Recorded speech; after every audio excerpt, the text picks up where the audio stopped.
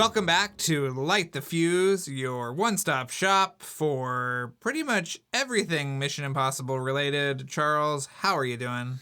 I'm doing great, Drew. How are you? I'm good. Any day I get to talk to you is a good day. And Aww. I'm very excited about these episodes, actually. As soon as we found out about Pete Romano, there's this great photo, which we showed to him. I don't know if that's this week or next week, but we can put it in today's show notes, too. It's this amazing photo of an underwater photographer filming Tom Cruise for Rogue Nation. And as soon as we found out that there was such a thing as the underwater director of photography and that it was Pete Romano and that he had worked on so many of the Mission Impossible movies, it was like, oh my God, we have to get this guy on the show. Yeah, and he was great. He was just as great as we thought he was going to be. He has so many amazing stories. Yeah, working with James Cameron on The Abyss and Titanic. Yeah. I mean, so many other big movies, too. Yeah, he's worked with a lot of huge people, and we get into that this week. But I don't want to get too far ahead, Charles. I know you always like to kind of bring up some housekeeping. So do we have anything to discuss? I think we might have already brought this up in last week's episode, but I just wanted to say, if you haven't checked out our video about going back to the movies that we posted on our Twitter and Instagram, you should check that out because we created an incredibly stupid celebration of going to the movies that was an echo of Tom Cruise's video from last year. Are you going to get in trouble with the DGA for this one? This was a non-union shoot, as far as I know. I don't know what you're talking about. I didn't direct it. It's true. It was a ghost directed, but it is very funny. We know that certain people in the sphere of Mission Impossible have seen it and enjoyed it, which I think is the biggest reward for us. Just to know that was really wonderful to hear. Yeah. I also wanted to bring up the MI3 vinyl from Mondo. Yes. Because we haven't talked about it on the show, and we really should. We've only talked about it on social media, I think. Yeah, we should get Mo over to do one on the Patreon. So we'll keep you updated if that happens. But yes, and in particular, because I think Ghost Protocol is coming soonish as well. Yeah. Not quite yet, but maybe later this summer. I'm not sure what the exact date is for that yet. Yeah, I'm not sure either. But there's a lot of Michael Giacchino stuff coming out, including something I'm involved with, but I can't talk about that yet either. I'm very excited for that. Very, very excited. Yeah, it's great. Have you ordered your copy yet, Charles? I did order my copy. I'm so excited. And it's, as all the different ones, they're themed. So, the first movie, there's a red version, but there's also the red light, green light variant that looks like the bubble gum. And then for 2, they made it look like Chimera. No, that's actually it's flames for 2, right? Looks like flames. It's so orange. Right. Right?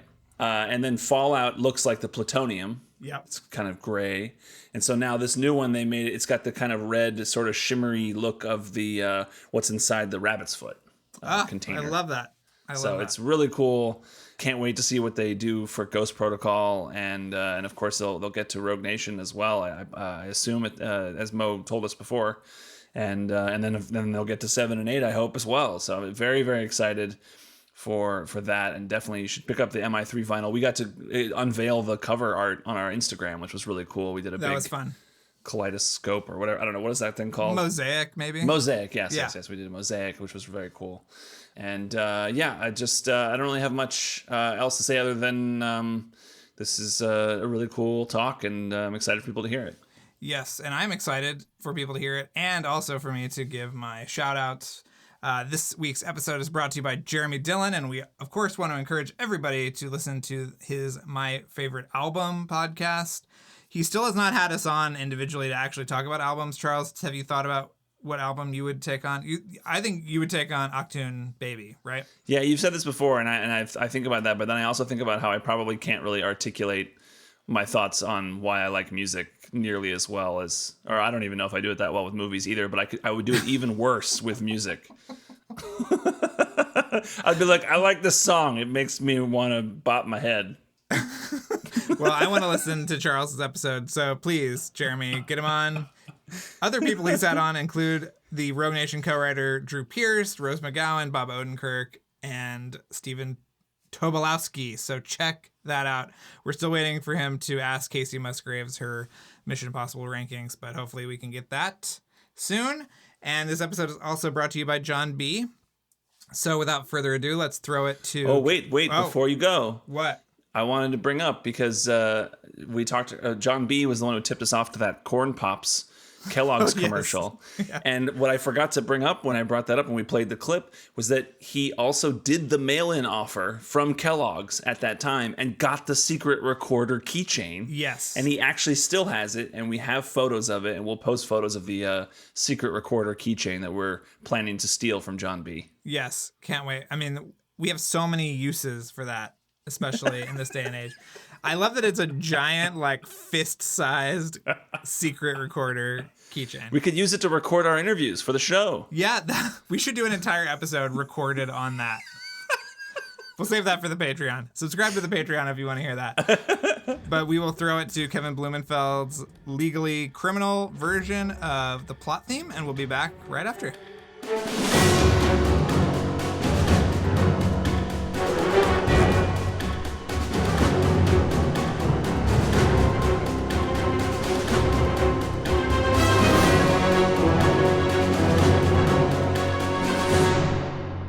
We are so thrilled to have you on the show. Well, thank you. Do you want to tell people a little bit about yourself? I feel like you could do a better job than I ever could. Oh, boy. You have Well, an amazing resume, so please. Well, I had a major interest in photography when I was just out of high school. And I couldn't afford to go to college or any trade school. So I stuck around in printing for a while, and because that's where I was working in Boston in a printing facility. And then ultimately, my desire to learn about photography overcame everything in my life. So I looked at, because I was financially handicapped, I looked at all of the services, Navy, all the military services. And the Navy seemed to have the best photo schools. So I ended up joining the Navy. I missed the draft, the whole thing. I think I was 21 when I joined, but I was able to join under a school guaranteed program, meaning I could take all my tests before I signed on the dotted line. And if I did well, I could choose any school I wanted. So, of course, I chose photo school, and it all went well. So that was a great hurdle for me. But after school, I ended up getting transferred to Point Mugu, California, about 30 miles north of LA. And I was stuck doing the most boring grip and grins, and you might know what a grip and grin is. I'll tell you about that later if you'd like. It's an award where you shake the hand, look at the camera, and flash. And doing aerial processing and printing. So that was making me crazy, and boredom has always been my worst enemy. Through a series of funny events, I found out that Point Mugu Naval System had an underwater photo team. My good buddy, I'm still really good buddies with, he's in Hawaii, avid diver, surfer, all kinds of water sports because of where he grew up. His name is Cedric, and he went to take the tests to become a Navy diver. He found out about it first. I had no idea about diving. Well, Cedric couldn't become a Navy diver ultimately because his eyesight was so bad. And I asked him the night he got told no, and he was kind of bummed. I said, "Hey, Cedric, you don't mind if I try for this, do you? You mind if I give it a go?" I'd never dove in my life. But it was a way out of a crazy, boring job. And the next thing I knew, I was I had to do a recompression test where they put you at 60 feet, let you breathe pure oxygen to see if you will go into convulsions. That's no kidding. But to be treated for hyperbaric medicine in a chamber, you have to breathe pure oxygen, and some people are susceptible to going into convulsions. Once you take the oxygen off, everything's fine. But the bottom line is if you have a hit from that, you're no longer in the running for a Navy diver. So I passed that, not knowing. Then they sent me down to San Diego, 32nd Street, where the Navy second hat, the hard hat dive school was. And never having dove, they built me up in a complete Mark V World War II vintage dive suit with the brass helmet, the lead boots, the big weight belt. And they put me over the side of the vessel, the barge, in San Diego Harbor. And all of the ports, the windows, 1, 2, 3, there's 4 windows on those hard hats. They were all painted black because they wanted to test for claustrophobia. Oh, gosh. And I didn't know, but it all worked out well. I just, went to the bottom, stayed there for an hour. I could talk to them. They could talk to me. So after that, it was off to the races to become a Navy diver. wow.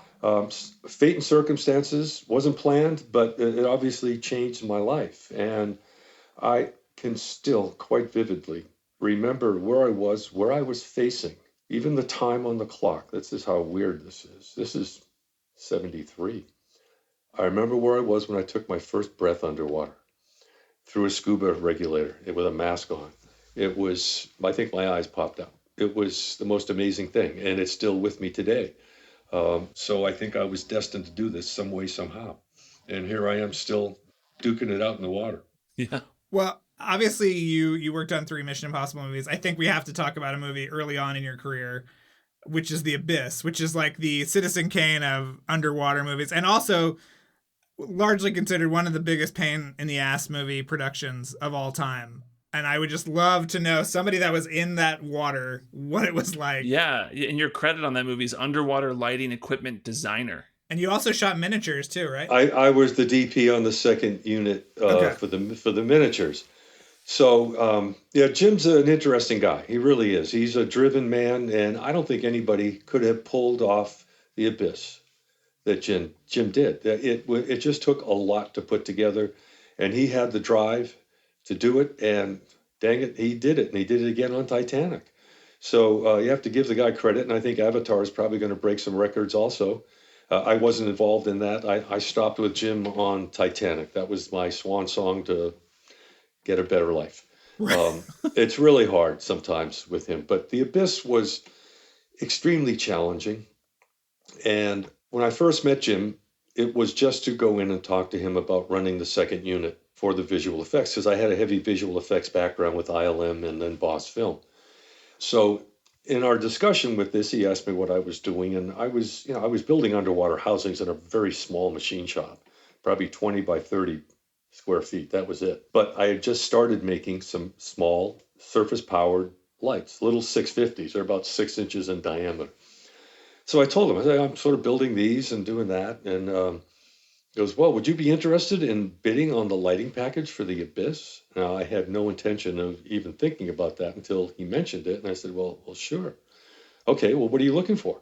And Jim says, I want a 10K.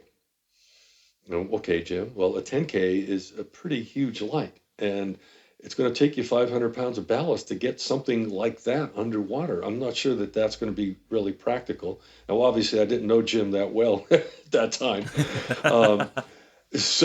But it was just about the time that HMIs were kind of just breaking into the industry.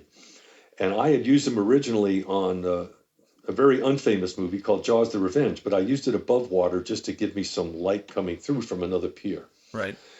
So I mentioned to Jim, I said, Jim, what about these 1,200 HMIs? I think they were the largest HMIs at the time. I could be mistaken, but I think. And he goes, I don't want a 1.2K. I want a 10K. So I knew at that point I couldn't fight the system here. So I went away with my tail between my legs, figured out something. And so on a stage right next to where my machine shop was, we set up a 20 by 20 silk. And then about 30, 40 feet away, I had a bank of lights. I had a 9 light, I had a 10K, a 5K, and I had a 1.2K turned around, but letting it warm up to full speed. And then Jim comes over with John Bruno under the auspices of me showing them what other lights we might be able to use for this. And so I had him turn on, I had Richard, my former partner, turn on a 10K. And I had my analog spectrometer. And I forget what slide I had in it. Might have been a 400. And the needle went up to about a 5.6.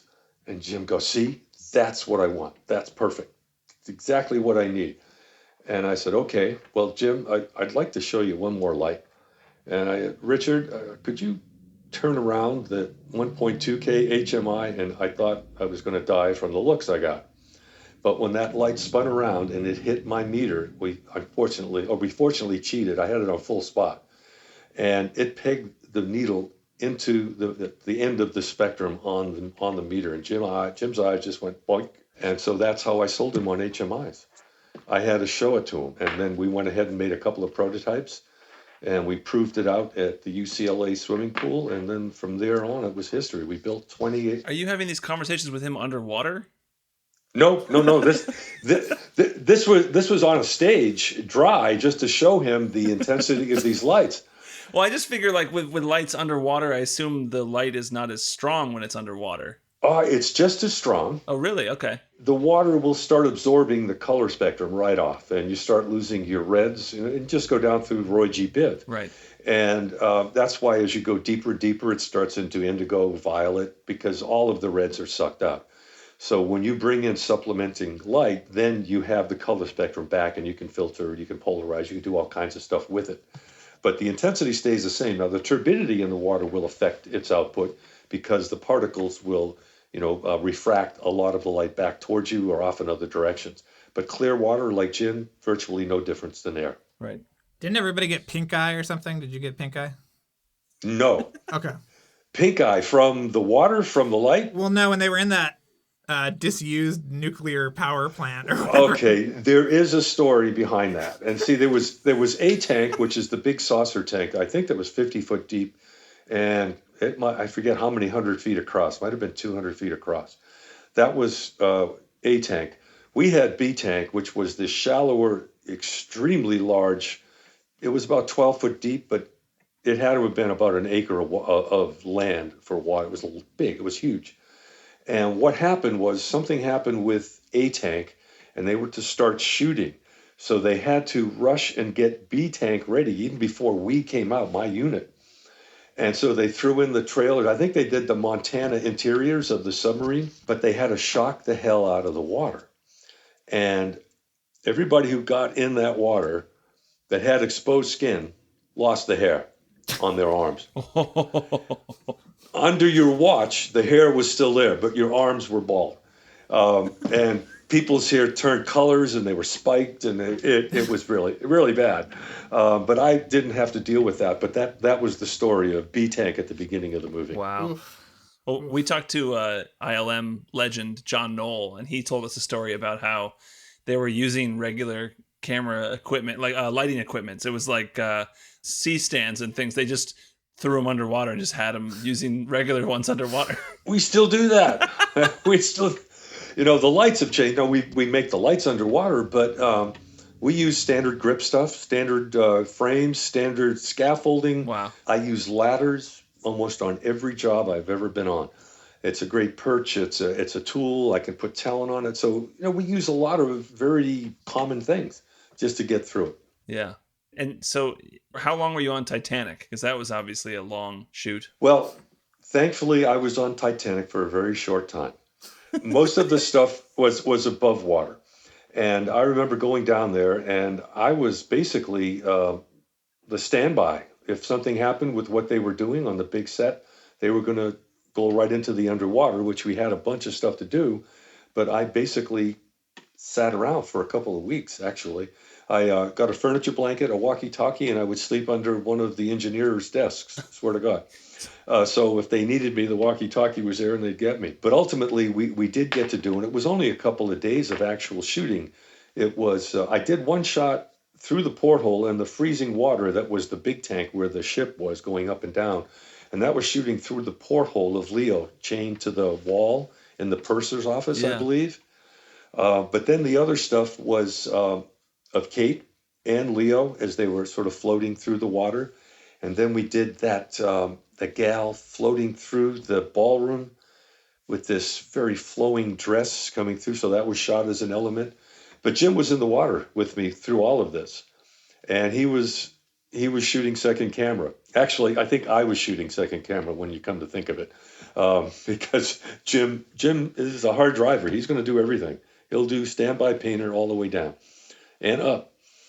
So we shot out a bunch of stuff there, and that was it. It worked out really well. And I'm glad that I did it, but it was great to be over, and I haven't been back to Mexico for a long time now. Well, we'll get to Mission Impossible next. I just have to ask, on a scale of intense directors, let's say, how do you compare Bay versus Cameron?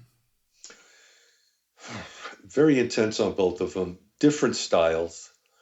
I think Jim can be more serious about it. Michael, I've done so many things with him. He's just he just knows what he wants to get it, might not be prepared, but you better be prepared. So he'll start yelling and stuff. You don't even really have to have thick skin. You just got to know that you've been through the trenches with him on so many movies that it's not personal. It's just the way that he does it. And I'd work with him anytime. He's a nut. I enjoy his company. He's a hard driver. He's hard for a producer to control. He really is. But I'm not on that level. I just go in, do my underwater. I still get yelled at, but it's all the way it goes. Well, on the subject of Mission Impossible, were you a fan of the show? I mean, did you watch the show? Absolutely. Okay. Absolutely. And I actually did a few, probably uncredited. I did a couple of shots on 2. Oh. The welding underwater in that scene, in one of those scenes, and there was something else. I'm sure that was 2. 3. The welding underwater. Are you sure that wasn't 3? That might be 3. Maybe in the Vatican You're right. scene? It was 3. It was 3. Thank you. So that's the Scuba Luther stuff. Yes. Okay, so we did 3, and then 4 in Vancouver, and then 5 in the UK, and I'm hoping, praying, fingers crossed, that they ultimately get to shooting episode 8, because there is a little bit of underwater. Hopefully. But I've done... Wait, are you saying hopefully like you've heard that they might be, or you're just hoping? Oh, well, there was supposed to be a little bit of underwater in 7. Oh. And obviously 7 got bounced around so many times, shut down, up, down. Right. I think they were just covering their bases to get done with it as quickly as possible. And whatever underwater would be pushed to 8. But I have to reach out to one of my contacts, who's their stunt coordinator, and just see what's going on. And it's always fun to work with Tom. He's really buttoned up. He's really together, really smart. He's good on set. He'll talk to you, chat you up, but he's very serious and extremely focused. Extremely. Yeah. Well, let's talk about Ghost Protocol. I assume you were shooting the Tom Cruise and Jeremy Renner underwater. I mean, did you have to train those two for underwater? I mean, obviously Cruise goes crazy with the underwater when we get to Rogue Nation, but we'll get to that. So what was it like on Ghost Protocol? The first time I filled Tom, and I know I'm going off track here, was in The Firm. He and Gene Hackman going over camera. We love The Firm. So he's really good in the water. He's really calm, cool, collected. So in the water, no problem. And he had his safety guys there. And Jeremy was great. Jeremy was can-do kind of guy. I really like him. So that all worked out really well. And everything was done well. I remember I had to do one moving shot, and dang it, I think I bumped into something, and they kept that. Always the one little mistake you make, and they use that shot. It's in the movie. It's in the movie. Damn it! Is it like when they're getting out of the SUV? Like you hit something when you... Yes, and I was traveling down the side of the SUV, and some of the stuff that was cemented into the set, what caught part of my gear, and it gave me a little wank. So right. Such is life. And so this, I assume they're shooting this. It's out, but they go off the side of a bridge and they go into a river. I think in Moscow or wherever they're supposed to be. But I assume you're shooting this in some kind of tank. And is there a production design that's done to make it look like it's I assume were you shooting in a tank? We were shooting in a tank. It was in Vancouver, and that's where they put in the cement floor and all the pieces and parts. And it was a great facility to do that. And those tanks are portable, and they fold them down, put them in a container, and put them away till they're used again. In fact, I'm going to Chicago next week to use probably one of the ones I used before, and they're going to send another one off to New York on another thing called Jigsaw, I think, in the fall. So those tanks travel everywhere. Wow. And so it's effective, cost-effective for production, and it also keeps everybody close. So they're putting up the one that I'm going to Chicago for right on stage next to their other sets. So everybody's one big happy family. Right. This must have been at the end of production too. So did they have a better idea of the sort of script and story? Because I think, wasn't Vancouver all at the end, Charles? Yeah. Yeah. Yeah, I think it was. And, I wasn't privy to all the changes that were happening there. I was given the boards, gone through it. We did rehearsals with stunts. It was all single camera.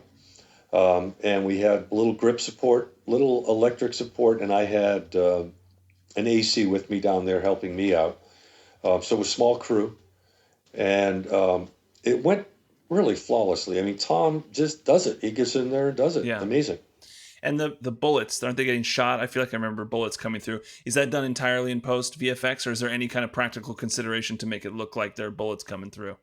Boy, I'm going to have to rewind. They could have, I think they were shooting slingshot BBs at one point. Okay. To give that, and then they would enhance it. And I'd have to look at some of the boards. I'd have to find my old notes on that. I mean, In Saving Private Ryan, those hits were post. All the stream through the water, that was all done by ILM and post. But on some movies they just slingshot pellets through into the water. Well, sometimes, but I'll tell you a story about Jim. This is absolutely true. On The Abyss, the thing where Michael Biehn was, I think Michael Biehn was up there with a machine gun. Yeah, there's no kidding, guys.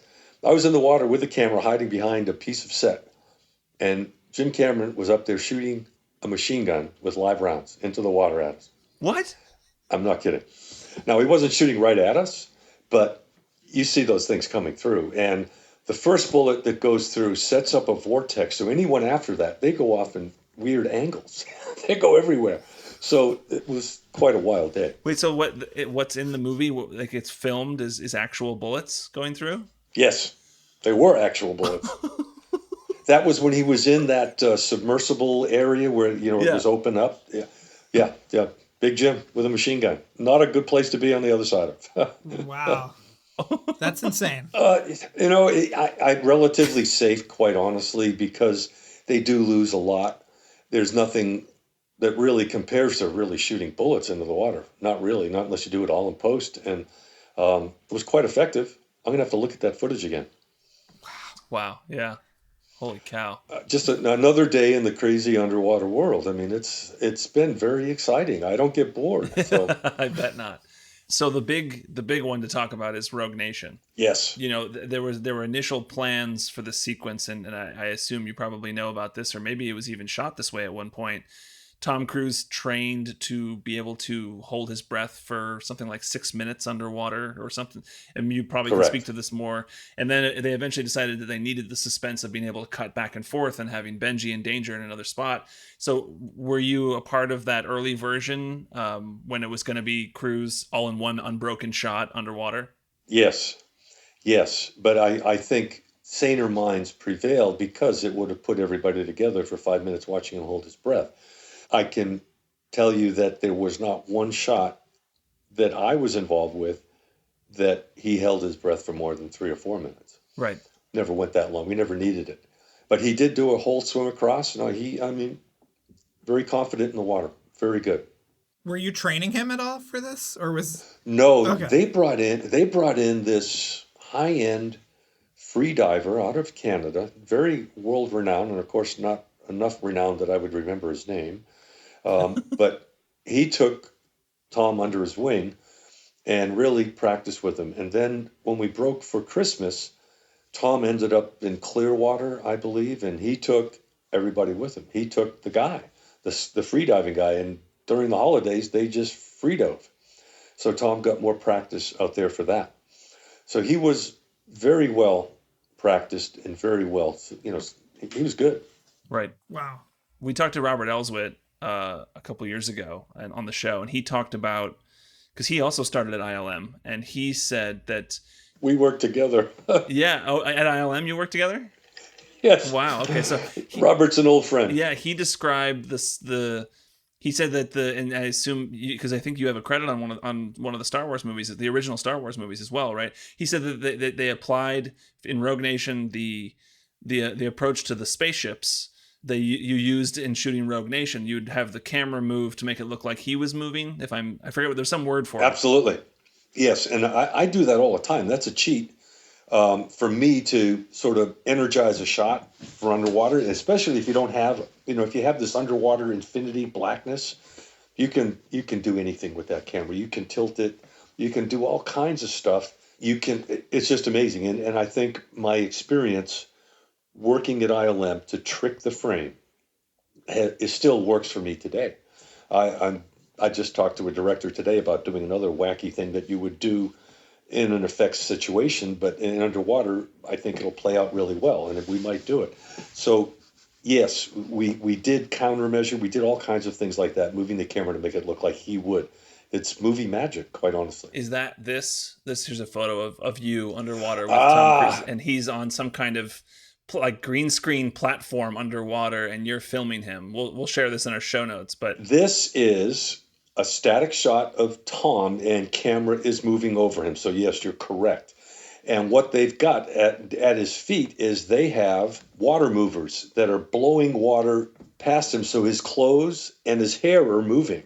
And this is at the beginning of the scene where he jumps in the tunnel to get into that area where the hard drives are. Yeah.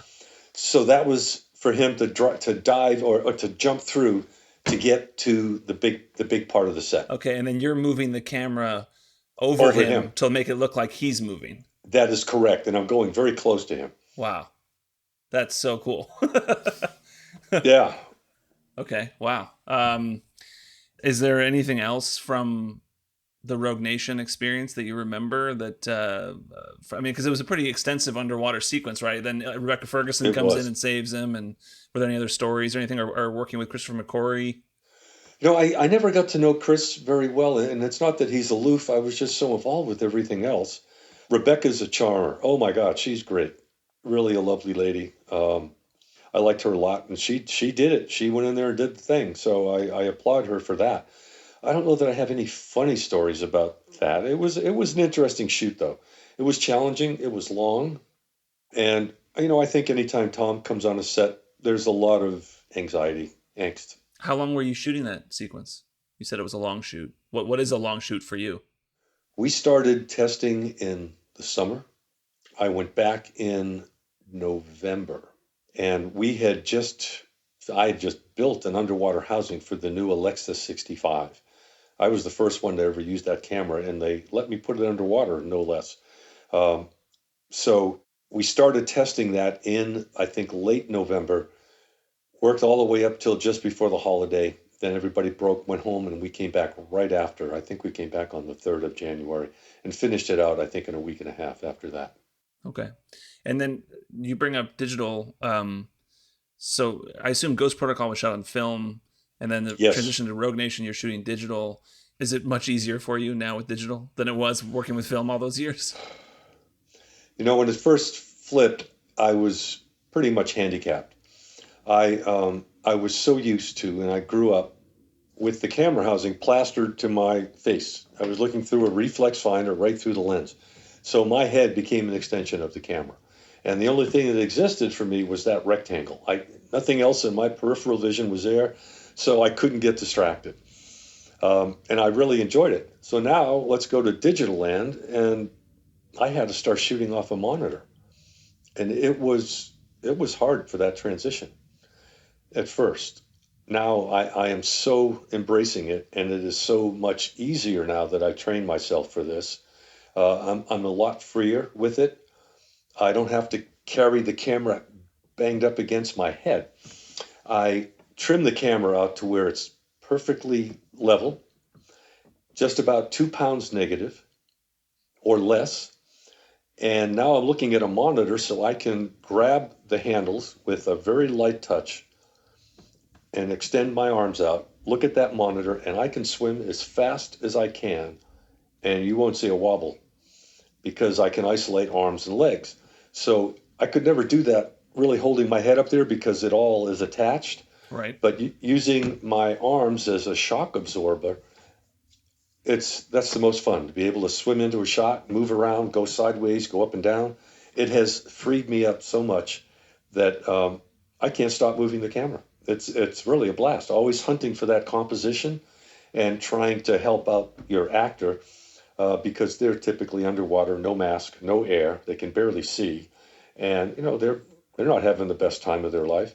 So I try to make it as easy on them. I try to make the shot happen instead of them trying to make it happen. I'll get in there and I'll move the camera around, get them in, get them out, do it all that I can, and that's, I think, been a really sort of indicator of my success, just because that's the way we like to play.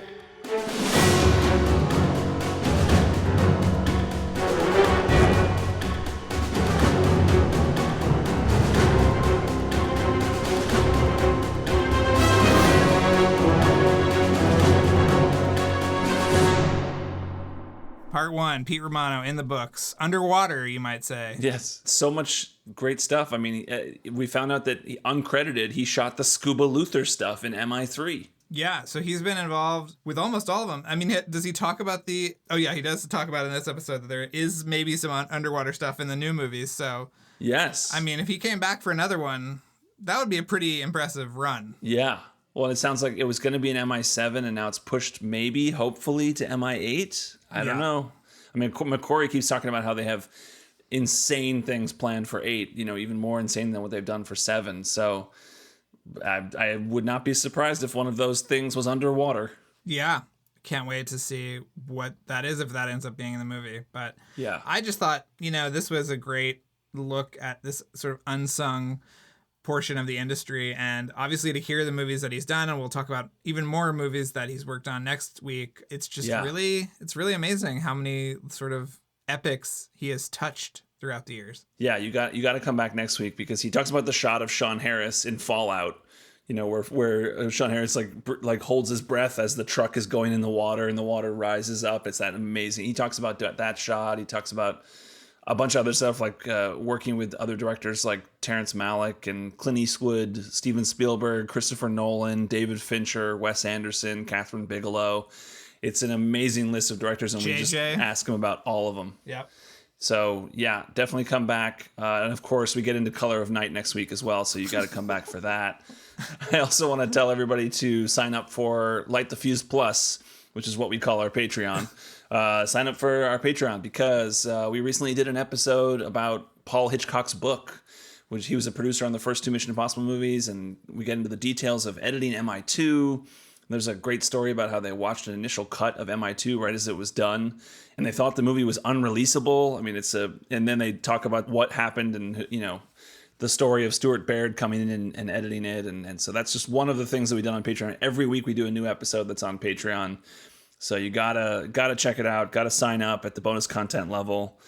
It's patreon.com/lightthefuse. And then also, I want to give a special thank you to Robbie J. Martin. Thank you, Robbie, for making this episode possible. And also, I want to thank our editor and mixer, Luke Burson, and our production assistant, Abby Smith, and our intern, Adam Bumis. And, of course, Kevin Blumenfeld for our wonderful music, whether it's legal or completely criminal. And then to you, Drew, as well. Thank you. Oh, thank you, Charles. And thank you, everyone, for listening. We will be back next week with Pete Romano, Part 2.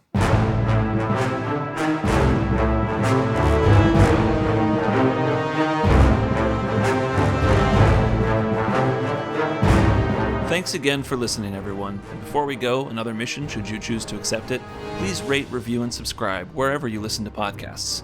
And remember that you can follow us on Twitter and Instagram at LightTheFusePod, and email us questions or comments at lightthefusepodcast@gmail.com.